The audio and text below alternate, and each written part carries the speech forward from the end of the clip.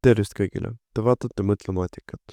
Täna kavatseme lahendada läbi 2024. aasta kitsa matemaatika riigieksami teise osa. Hoidke silmas, et minu lahenduskäigud võivad erineda sellest, mida on teile õpetatud. Kuid vastused peaksid meil samad tulema, sest nüüd on kontrollitud Harno materjalide lehelt. Sellega soovin teile ilusat vaatamist ja lahendamist. Ülesanne 8. Joonisel on funktsiooni fx võrdumas x ruudus miinus x miinus 12 graafik. Punkt 1. Leidke selle ruutfunktsiooni nullkohad ja graafiku haripunkti koordinaadid. Selleks paneme funktsiooni võrduma nulliga. Kasutades Vete teoreemi saame x-ideks 4 ja miinus 3. Et leida haripunkt, kasutame selle leidmise valemit. X-iks saame 0,5. Paneme 0,5 algvõrrandisse ning saame miinus 12,25. Seega on meil haripunkt leitud. Teine punkt. Viirutage kujund, mida piiravad antud funktsiooni graafik ja x-telg ning arvutage selle kujundi pindala. Selle jaoks peame kasutama integraali. Meid piiravad x-id 4 ja miinus 3. Võtame järgmisena algtuletise.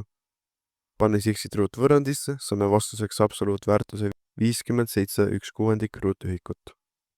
Seega lõppvastus on, et nullkohad on miinus 3 ja 4 ning haripunkt on 0,5 ja miinus 12,25.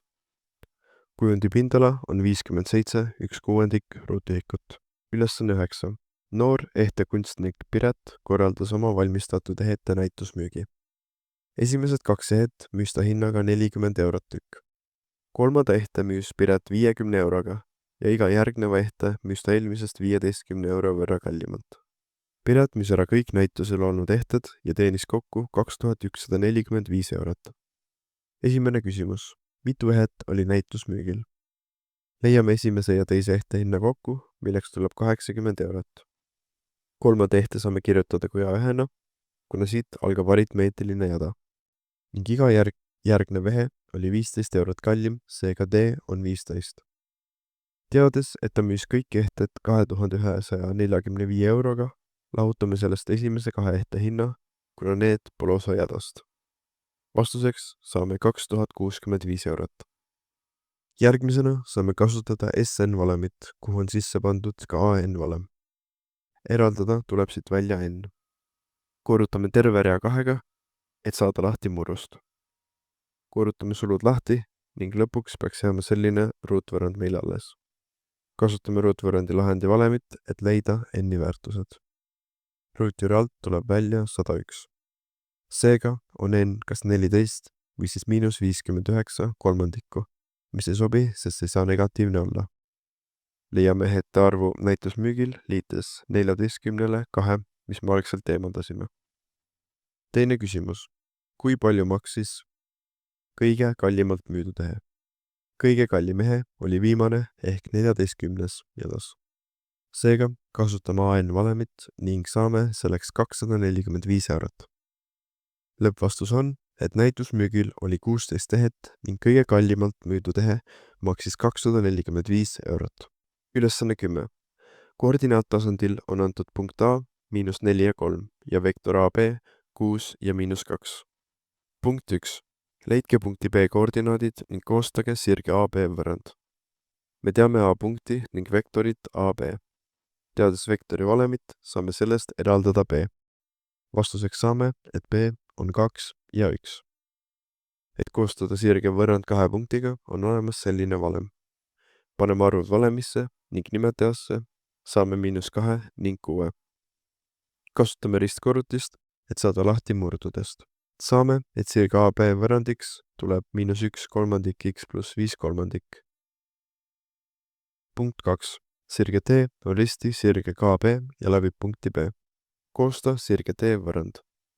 Teades, et sirged on risti, saame kasutada valemit, et ristuvate sirgete tõusude korrutis on võrdne miinus 1-ga. Eraldades siit sirge T tõusu, saame selleks 3. Paneme arvud puutevõrrandi valemisse ning eraldades Y saame 3x miinus 5. Kolmas punkt. Sirge T lõikab Y-telge punktist C. Leidke punkti C koordinaadid. Kuna teame, et punkt C läheb läbi Y-telje ehk pannes nulli sirge võrrandisse, saame selleks miinus 5. Punkt C on seega 0 ja miinus 5. 4. punkt. Joonistage antud koordinaat teljestikku kolmnurga ABC ja arvutage selle kolmnurga pindala. Kasutame vektori pikkuse leidmise valemit ning saame vektori AB pikkuseks ruutjuur 40. Leiame algselt vektori BC ning saame selleks -2 ja -6. Kasutame sama pikkuse valemit ning saame samuti ruutjuur 40. Kasutame tavalist kolmnurga pindala valemit ning saame täpselt 20 ruutühikut. Seega lõppvastus on, et B koordinaadid on 2 ja 1 ning sirge AB võrrand on -1/3 x + 5/3. Sirge D võrrand on 3x - 5. Sirge D lõikab Y telge punktist C 0 ja -5.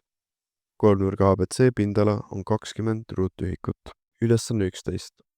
Joonisel on esitatud 10. A ja 10. B klassi kontrolltööde tulemuste jaotuse diagrammid. Leht diagrammide kujutisega on saanud kahjustada. Punkt 1. Õpetaja jagab hinnatud kontrolltööd õpilastele juhuslikus järjekorras. Arvutage tõenäosus, et punkt 1. 10. A-klassis saab töö esimesena kätte õpilane, kelle hinne on madalam klassi keskmisest hindest. Me teame, et keskmine hinne 10. A-klassis oli 3,75. Seega liidame kokku 2 ja 3 hindesaajad. Kokku tuleb neid 11. Kuna klassis on 28 õpilast, jagame 11 sellega ning saame tõenäosuseks 0,393. Punkt 2. Arvutage tõenäosus, et mõlemas klassis saab töö esimesena kätte õpilane, kelle hinne on kõrgem klassi keskmisest hindest. 10. A-klassis on seega hinde 4 ja 5 saajaid kokku 17. Me teame, et 10. B-klassis on keskmine hinne 3,9, seega kõrgem oleks samuti 4 ja 5 saajad. Me küll ei tea täpselt palju neid 4 ja 5 saajaid oli, aga me saame lahutada 30 õpilasest maha hinnete 2 ja 3 saajad. Vastuseks saame 21. Korrutame mõlema klassi tõenäosused kokku ning saame 17 40 ehk 0,425. Teine küsimus. Mitu 10. B-klassi õpilast sai kontrolltöö eest hinde 4 ja mitu õpilast hinde 5? Oletame, et hinde 4 sai X õpilast ja hinde 5 sai Y õpilast ning X + Y peab võrduma 21-ga. Me saame kasutada keskmise hinde leidmise valemit, ainult lisades X-i ning Y sinna sisse. Korrutame terve rea 30-ga ning saame 4X + 5Y võrdumas 93-ga. Nüüd meil tekib võrrandisüsteem ning eraldame näiteks ülemisest võrrandist X-i. Paneme selle X-i tehte alumisse võrrandisse ning eraldame Y-i. Vastuseks saame 9. Paneme nüüd Y-i X-i tehtesse ning saame X-iks 12. Seega lõppvastus on, et tõenäosus, et 10. A-klassis saab esimesena töö kätte õpilane, kelle hinne on madalam klassi keskmisest hindest, on 11/28.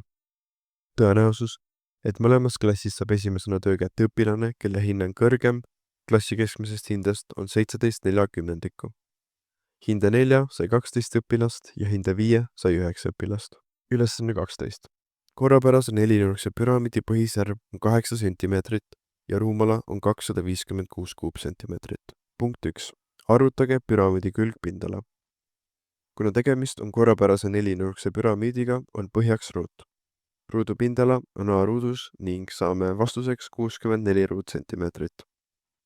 Järgmiseks saame leida kõrguse, eraldades selle ruumala valemist. Vastuseks saame 12 sentimeetrit. Järgmisena saame leida püramiidi apoteemi, kuna meil on olemas kõrgus ja pool põhiserva pikkust. Pythagorase teoreemiga saame selleks 4 ruutjuur 10 ehk 12,6 sentimeetrit. Meil on olemas nüüd kõik väärtused külgpindala leidmiseks ning saame selleks 64 ruutjuur 10 ehk 202 ruutsentimeetrit. Punkt 2. Märkige joonisele püramiidi külgserva ja põhja vaheline nurk ning arvutage selle nurga suurus.